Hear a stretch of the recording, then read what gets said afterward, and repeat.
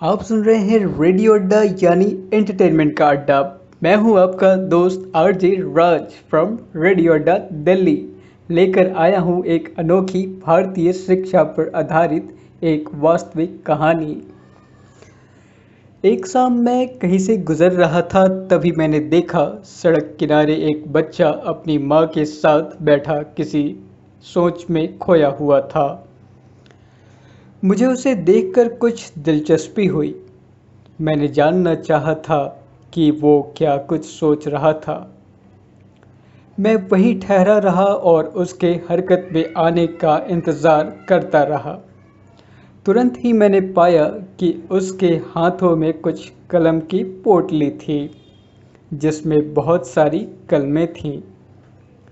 वो लोगों के पास जाता और उनसे कलम खरीदने के लिए पूछता, लेकिन कोई भी उसकी तरफ नहीं देखता था। फिर भी वो लगातार कोशिश कर रहा था। मैंने उत्सुकतावश अपने कदम उसके तरफ बढ़ाए तो झट से वो मेरी तरफ आ खड़ा हुआ और उसने मुझसे भी कलम खरीदने की जिद की। मैंने उसकी जिद देखकर एक ठंडी मुस्कान भरी और उससे कुछ सवाल किए। मैं, क्या नाम है तुम्हारा? लड़का, अली। यहाँ क्या कर रहे हो? मैं यहाँ कलम बेच रहा हूँ। तुम्हारी उम्र कितनी होगी? 8 साल। तुम यहाँ कलम क्यों बेच रहे हो? क्या तुम स्कूल पढ़ने लिखने नहीं जाते?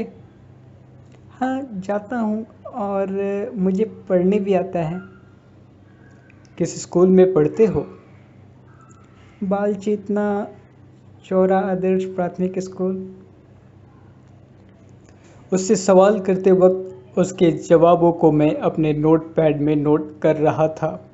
मुझे नोट करता हुआ देखकर वो पूछ उठा कि आप क्या नोट कर रहे हैं। जैसे ही मैंने उसे दिखाया, उसने मेरा नोट किया हुआ मुझे पढ़कर सुनाया।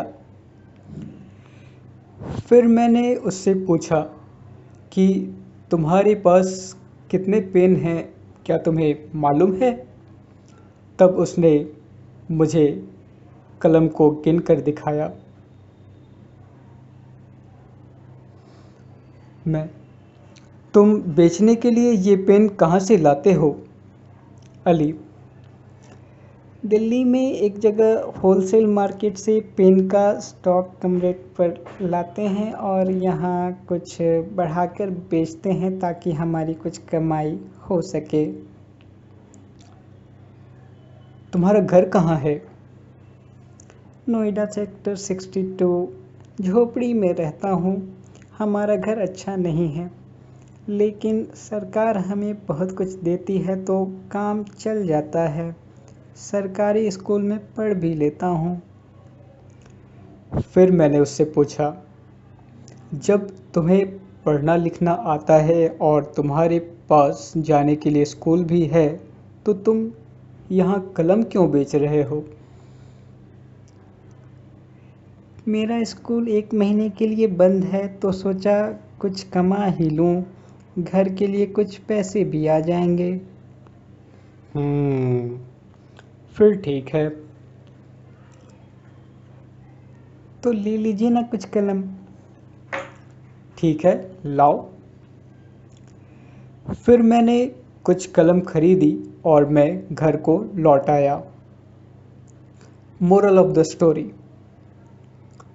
भारत जैसा देश जिसके बारे में मिथ्या है कि यहाँ गरीबों की संख्या ज़्यादा है और यहाँ ज़्यादातर लोग अनपढ़ ही रहते हैं, उसी देश में मैंने देखा कि गरीब भी अपनी कमाई की कोशिश के साथ साथ अपने सरकार द्वारा उपलब्ध कराई हुई सुविधाओं का फ़ायदा उठाकर सरकारी स्कूल में शिक्षा भी प्राप्त कर रहे हैं।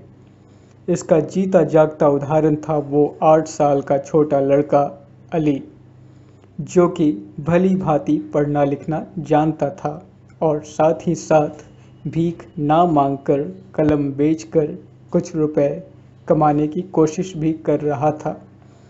ये इस बात को दर्शाता है कि हमारा देश बढ़ रहा है और बढ़ भी रहा है। बढ़ेगा इंडिया तभी तो बढ़ेगा इंडिया। मैं हूँ आपका दोस्त आरजे राज। आप सुन रहे हैं रेडियो अड्डा यानी एंटरटेनमेंट का अड्डा। धन्यवाद।